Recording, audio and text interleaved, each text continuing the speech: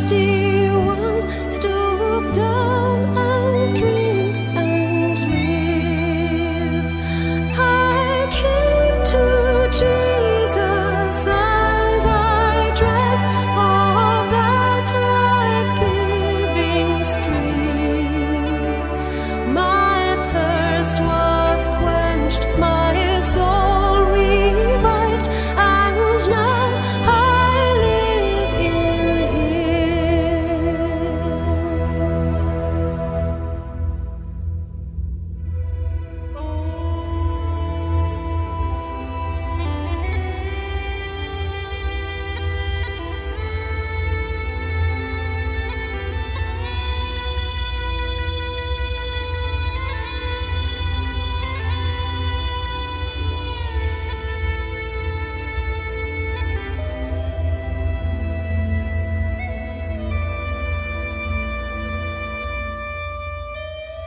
I heard the voice of Jesus say, I am this dark world's light.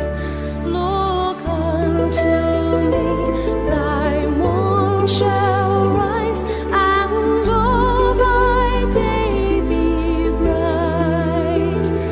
I looked to Jesus, and I found in Him my star, my sun, and in that light of life I walk till traveling days are done.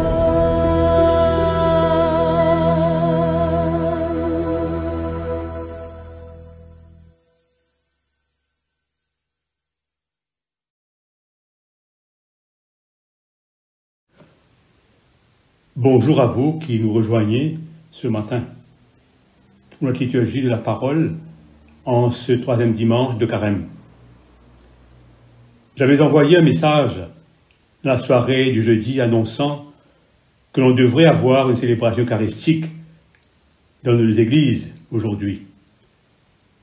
Mais après réflexion, et aussi sur le conseil de 2 paroissiens, c'est préférable de les annuler, étant donné que rien n'a été officiellement annoncé par les autorités jusqu'à l'heure pour l'ouverture des églises à Rodrigue. Je suis vraiment désolé pour ce petit contretemps et je fais appel à votre indulgence. Au nom du Père et du Fils et du Saint-Esprit. Amen. Que Dieu qui nous appelle et Jésus qui nous le fait connaître nous donne la grâce et la paix. Chers frères et sœurs en Christ, nous sommes à mi-chemin de notre montée vers Pâques. Sur notre route de Carême, l'évangile de ce matin nous rappelle qu'il y a une urgence à nous convertir, à changer de cœur et à nous tourner vers Dieu. Dieu connaît nos lenteurs, mais il connaît aussi notre désir de prendre un nouveau départ. Il est un Dieu qui est patient et sans se lasser, il attend à ce que nous prenions le chemin du retour, le chemin de la conversion. Recherchez l'Éternel pendant qu'il se laisse trouver. Faites appel à lui tant qu'il est prêt. Que le méchant abandonne sa voie et l'homme injuste ses pensées. Qu'il retourne à l'Éternel, il aura compassion de lui. Qu'il retourne à notre Dieu, car il pardonne abondamment. Nous sommes pécheurs. De notre cœur, tournons-nous vers l'Éternel, notre Dieu, car il pardonne abondamment. Nous disons ensemble, Dieu Tout-Puissant, notre Père Céleste, nous avons péché contre toi et contre notre prochain, en pensée, en parole, par action, par omission, par ignorance, par faiblesse, par notre propre faute. Nous nous repentons sincèrement et nous regrettons ces péchés de notre cœur. Pardonne-nous le passé pour l'amour de ton Fils, Jésus-Christ notre Seigneur, qui est mort pour nous. Donne de s'élever dans une vie nouvelle, à la gloire de ton nom. Amen. Le Dieu Tout-Puissant pardonne à tous ceux qui se repentent, qu'il prenne pitié de nous pardonne tous nos péchés et nous en délivre, nous admissons tout bien et nous garde pour la vie éternelle. Amen. Prions ensemble, Seigneur. Dieu notre Père, tu es un Dieu fidèle, et sans te lasser, tu attends que l'homme se tourne vers toi. Nous te prions, Dieu de patience, ne regarde pas nos lenteurs, mais sois attentif au désir de notre cœur. Que ta parole germe en nous, et qu'elle éveille notre soif de toi, le Dieu vivant, pour les siècles des siècles. Amen. Mettons-nous maintenant à l'écoute de la parole de Dieu. Accueillons-la au plus profond de notre cœur, afin qu'elle puisse produire du fruit.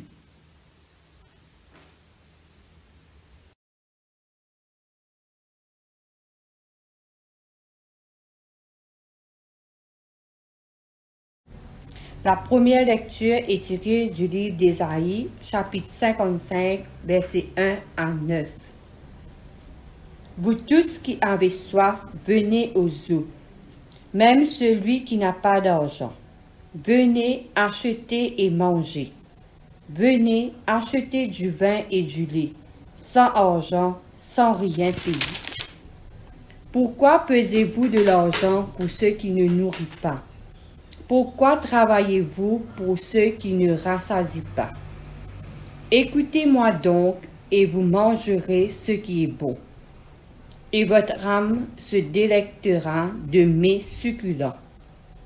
Prêtez l'oreille et venez à moi. Écoutez, et votre âme vivra. Je traiterai avec vous une alliance éternelle, pour rendre durables mes faveurs envers David. Voici, je l'ai établi comme témoin auprès des peuples, comme chef et dominateur des peuples. Voici, tu appelleras des nations que tu ne connais pas, et les nations qui ne te connaissent pas accourront vers toi, à cause de l'Éternel ton Dieu, du Saint d'Israël qui te glorifie.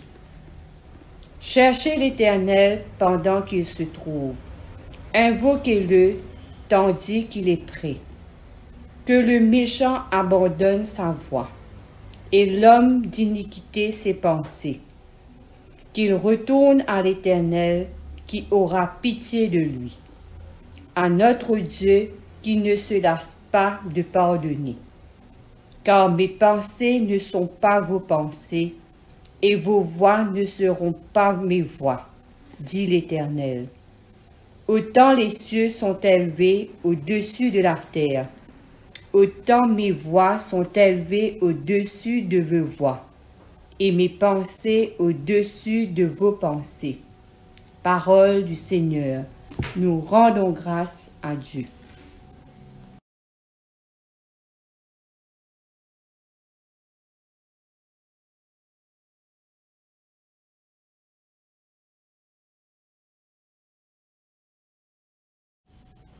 Psaume de David lorsqu'il était dans le désert de Juda. Psaume 63. Ô Dieu, tu es mon Dieu, je te cherche. Mon âme a soif de toi, mon corps soupire après toi, dans une terre aride, desséchée, sans eau. Ainsi je te contemple dans le sanctuaire, pour voir ta puissance et ta gloire. Car ta bonté vaut mieux que la vie. Mes lèvres célèbrent tes louanges. Je te bénirai donc toute ma vie. J'élèverai mes mains en ton nom. Mon âme sera rassasiée comme de mets gras et succulents. Et avec des cris de joie sur la lèvre, ma bouche te célébrera. Lorsque je pense à toi sur ma couche, je médite sur toi pendant les veilles de la nuit. Car tu es mon secours, et je suis dans l'allégresse à l'ombre de tes ailes. Gloire soit au Père, au Fils et au Saint-Esprit, comme il était au commencement, comme il est maintenant et comme il sera éternellement. Amen.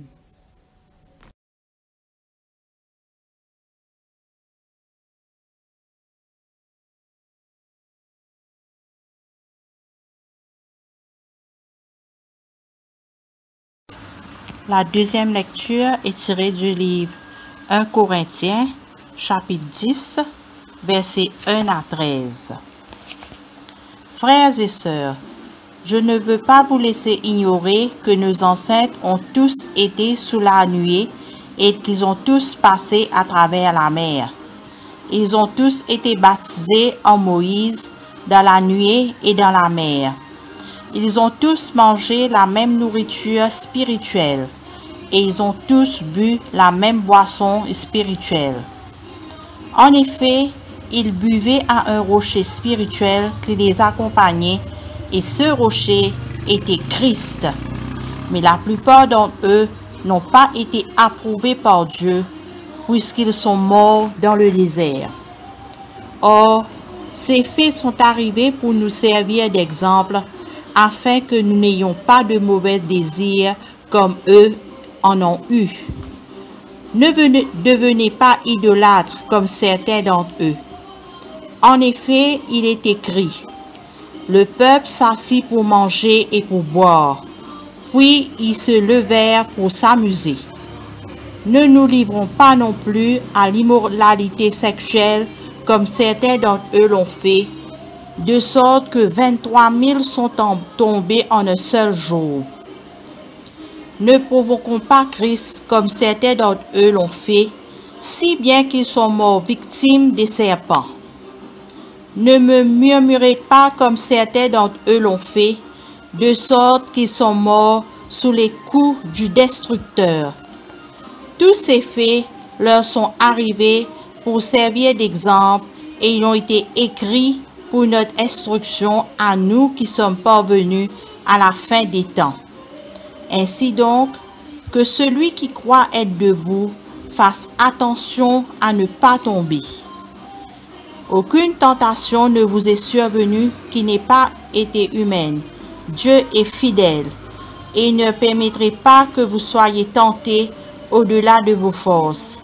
Mais avec la tentation, il préparera aussi le moyen d'en sortir afin que vous puissiez la supporter.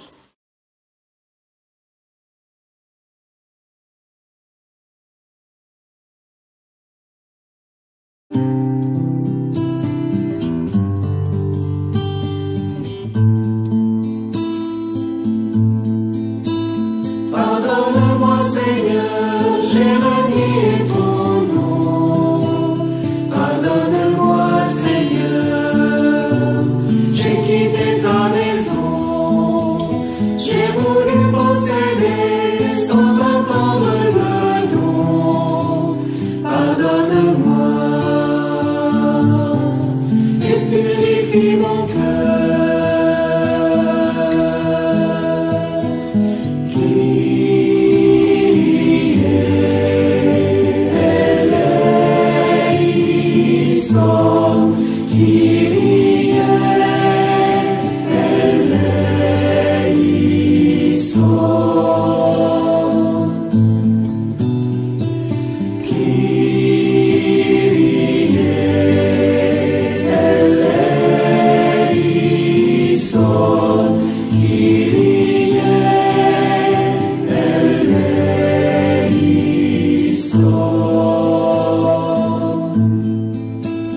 Pardonne-moi, Seigneur, j'ai suivi d'autres dieux. Pardonne-moi, Seigneur, j'ai détourné les yeux. J'ai choisi loin de toi la richesse et l'honneur. Pardonne-moi et purifie mon cœur.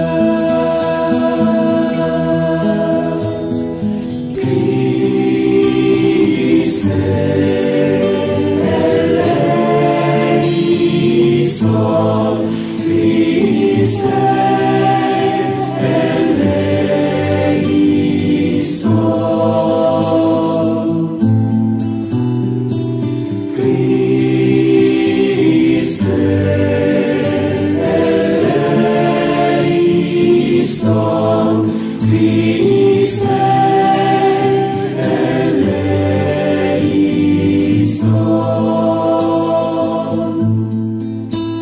Pardonne-moi, Seigneur, je n'ai pas su aimer.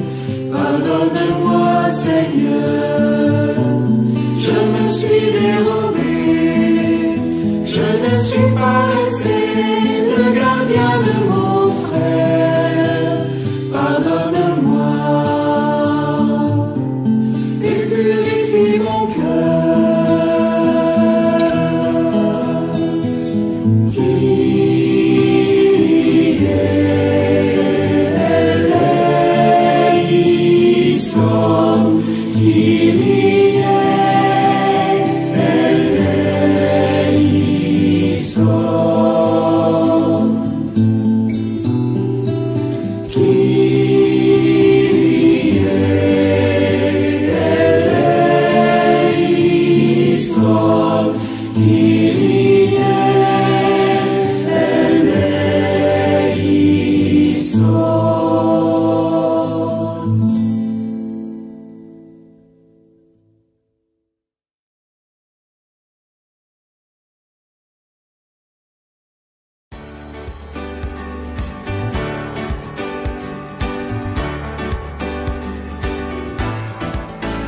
Ta parole nous invite, un ami nous tend la main.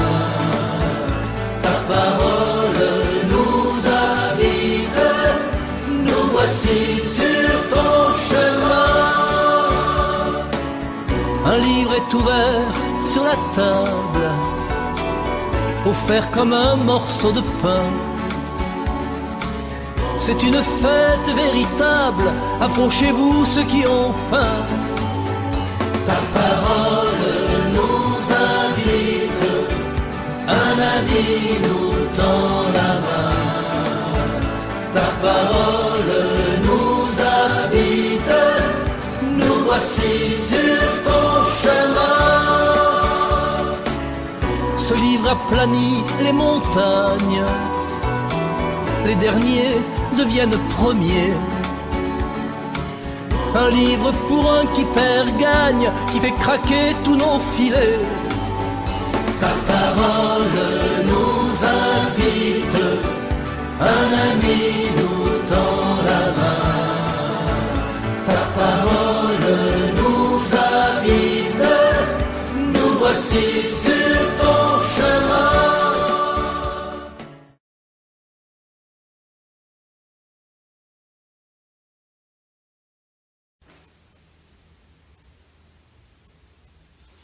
Écoutons la bonne nouvelle, proclamée dans l'évangile de Jésus-Christ selon saint Luc, au chapitre 13, les versets 1 à 9.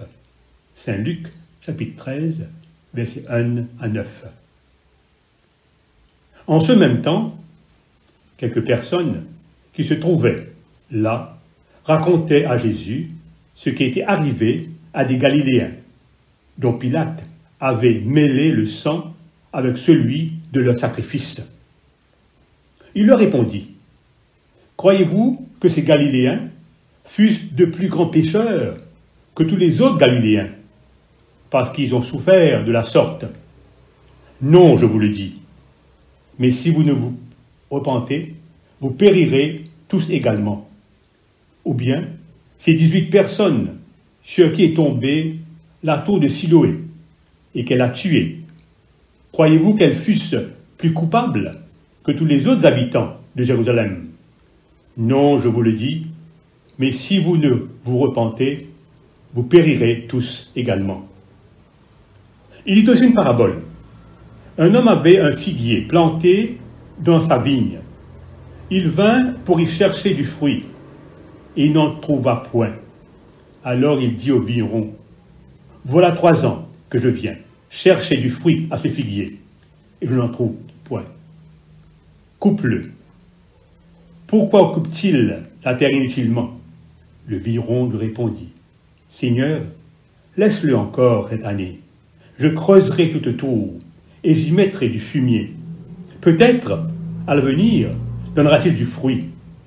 Sinon, tu le couperas. Évangile du Christ, louange au Christ, notre Seigneur.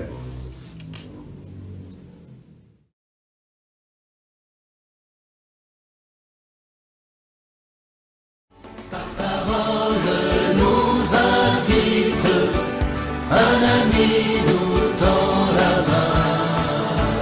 Ta parole nous invite, nous voici sur ton chemin. Ce livre a rejoint notre route quand nous parlions tout en marchant. Sachons nous mettre à l'écoute afin que nos cœurs soient brûlants. Ta parole nous invite, un ami nous tend la main.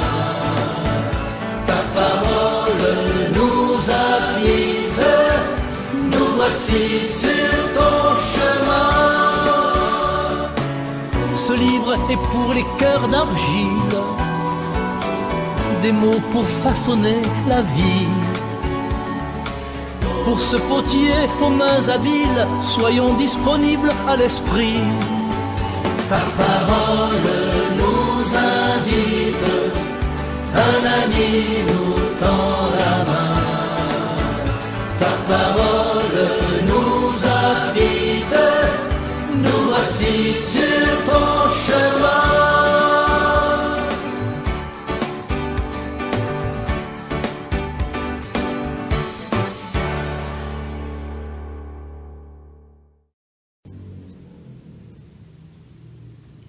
En cette période de carême, nous sommes appelés à faire notre mieux afin d'affermir notre foi.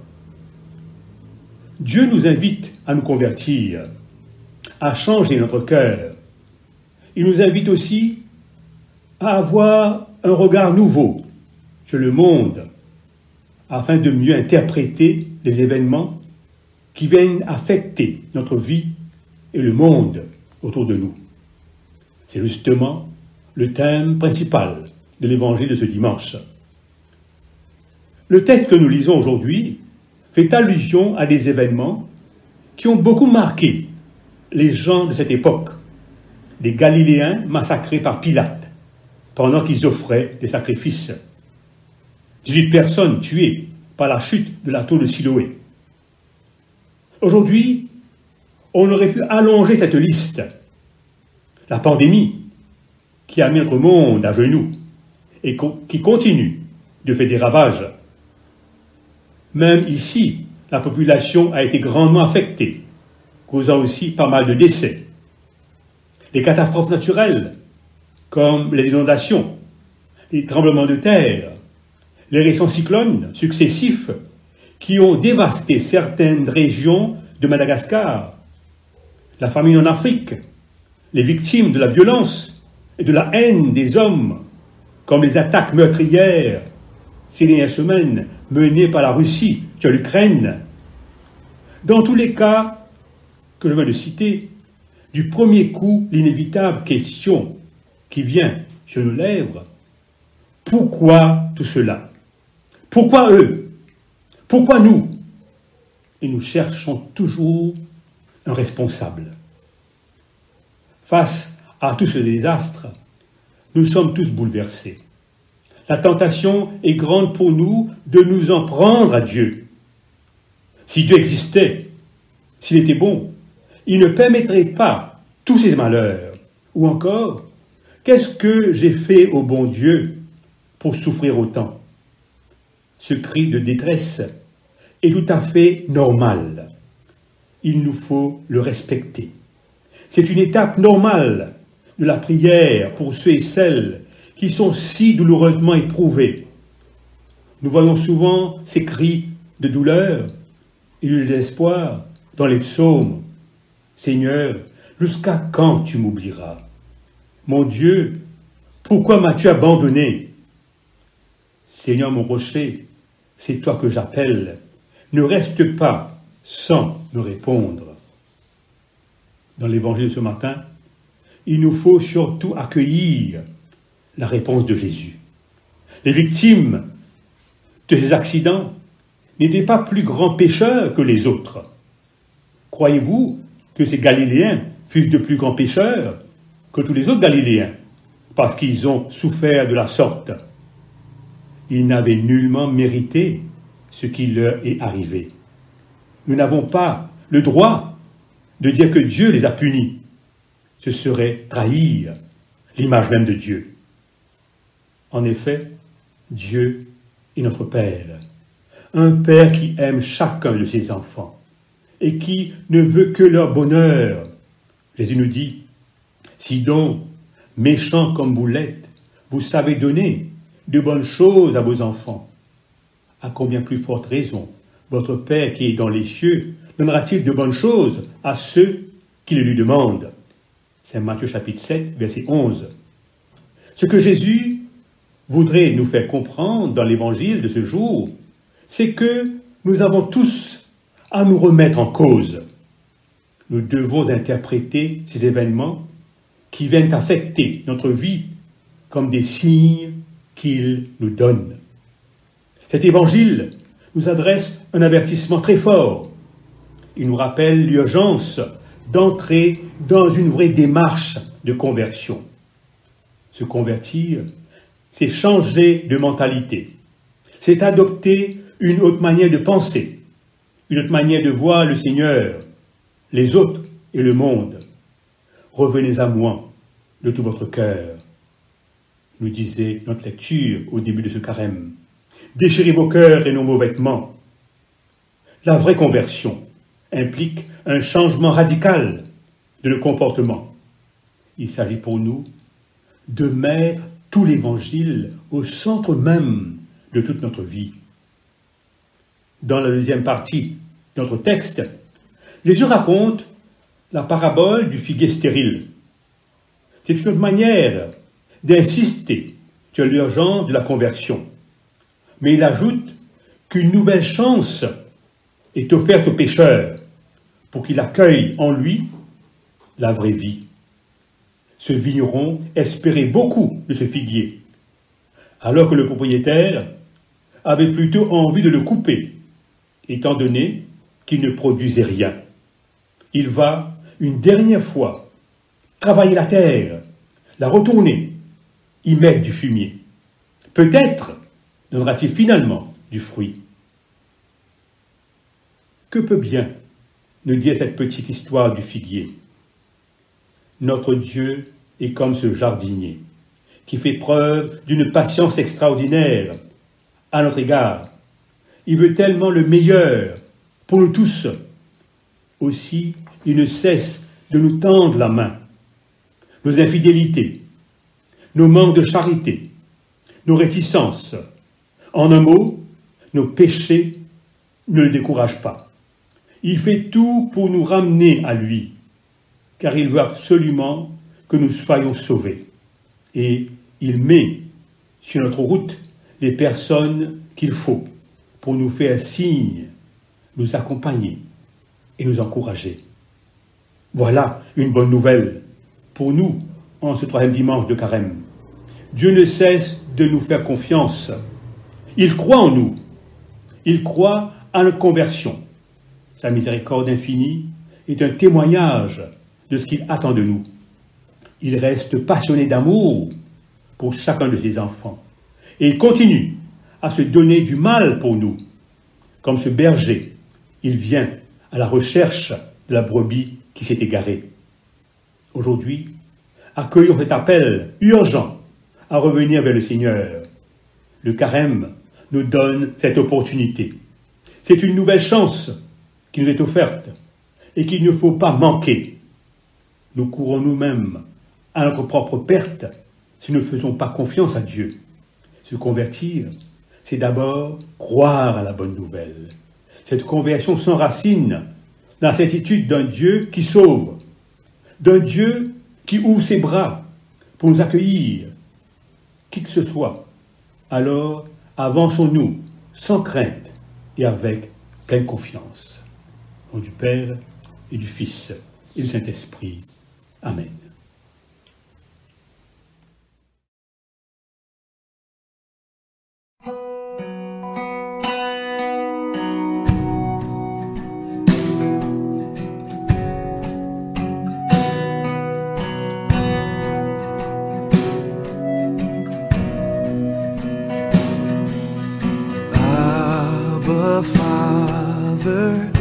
let me be yours and yours alone. May my will forever be evermore your own. Abba Father, let me be yours and yours alone. May my will forever be evermore your own. Never let my heart grow cold. Never let me go. Abba Father, let me be yours and yours alone.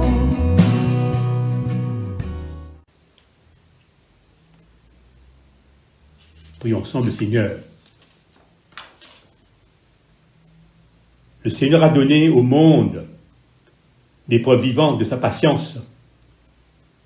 Remercions-le pour toutes ses considérations à notre égard et demandons-lui de donner la force de continuer à toutes ces personnes pour qui nous voulons prier. Nous prions pour l'Église. Ton Église, Seigneur, est faite de pierres vivantes. Permets à chaque chrétien de comprendre à quel point elle a besoin de tous et de trouver comment y prendre sa place et ainsi participer à sa mission et à son rayonnement. Nous te confions tous ceux et toutes celles que tu as appelés à servir ton Église, qu'ils soient accompagnés par l'Esprit Saint afin de garder un cœur humble, courageux et joyeux dans la mission. Unissons nos prières. Nous prions pour les malades et ceux qui les aident, aux hommes, aux femmes et aux enfants qui traversent l'épreuve de la maladie. Seigneur, donne force et patience pour la combattre, mais aussi espoir et foi pour continuer à accueillir les joies de la vie. Au personnel médical et à tous ceux qui les aident, accorde, nous t'en prions, la force, la persévérance, la douceur dans leurs tâches comme délicates. Unissons nos prières. Nous prions pour les familles, au milieu de toutes les difficultés qui viennent si souvent bousculer nos familles. Nous prions pour qu'elles soient des lieux de partage, d'amour, d'accueil, de service, dans lesquels chacun puisse se découvrir et grandir avec et par l'autre. Nous avons une pensée particulière pour toutes ces familles affectées par la pandémie qui a causé tant de pertes d'emploi et d'incertitudes. Nous pensons aussi à tous ceux qui doivent compter sur des aides alimentaires et financières. Seigneur, soutiens-les en leur donnant courage et force dans ces moments d'épreuve. Unissons nos prières. Nous prions pour les défunts. Nous pensons à ceux qui nous ont quittés et ceux qui les ont aimés et qui les pleurent. Nous avons une pensée particulière pour Menry César et pour Tante Rita, que tu as rappelé à toi. Seigneur, renforce notre foi en la résurrection afin que nous attendions dans la confiance le moment où nous pourrons nous retrouver pour l'éternité. Unissons nos prières. Dans un moment de recueillement, confions au Seigneur nos intentions individuelles.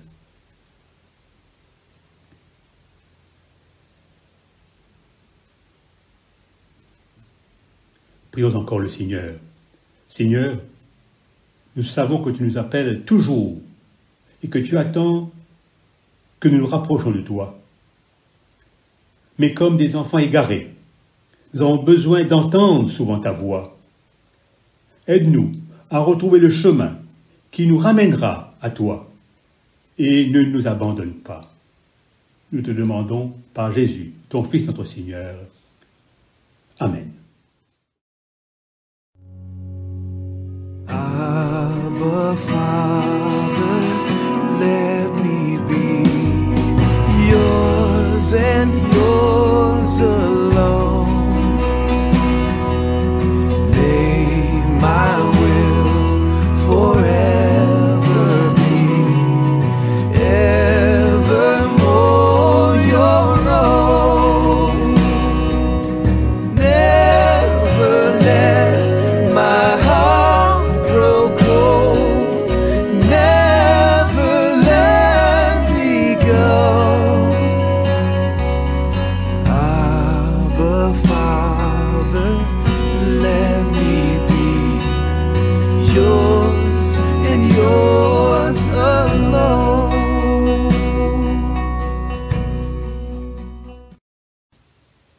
En toute confiance, que monte maintenant vers Dieu cette prière que Jésus nous a laissée. Notre Père qui es aux cieux, que ton nom soit sanctifié, que ton règne vienne, que ta volonté soit faite sur la terre comme au ciel. Donne-nous aujourd'hui notre pain de ce jour. Pardonne-nous nos offenses, comme nous pardonnons aussi à ceux qui nous ont offensés. Et ne nous soumets pas à la tentation, mais délivre-nous du mal. Car c'est à toi qu'appartiennent le règne, la puissance et la gloire, pour les siècles des siècles. Amen. C'est notre Dieu. Louange à toi pour ta patience à notre égard. Tu connais la sincérité de nos engagements et aussi la détresse de notre cœur quand nous nous égarons. Béni sois-tu pour celles et ceux qui grandissent et fructifient devant toi comme un figuier fertile au milieu de ta vie. Dans ton Église et dans le monde, multiplie, nous t'en prions, les fruits de paix, d'unité, de miséricorde. Fais que nous soyons ces arbres généreux qui puisent en bonne terre la sève de l'Esprit. Amen. Que le Seigneur nous bénisse et nous garde, qu'il fasse pour nous rayonner son visage et nous fasse grâce, qu'il nous découvre sa face et nous apporte la paix. Amen. Aujourd'hui, a retenti pour nous l'appel pressant du Dieu de tendresse et de miséricorde. Avec une infinie patience, il nous invite à la conversion, un changement de notre cœur. À chacun de nous, il laisse encore le temps de porter du fruit. Prenons donc la main que Dieu nous tend et marchons avec lui sur la route qui nous conduit vers la vraie vie. Bonne semaine à vous tous et que le Seigneur continue de vous accompagner sur votre route de carême. Au nom du Père et du Fils et du Saint-Esprit. Amen.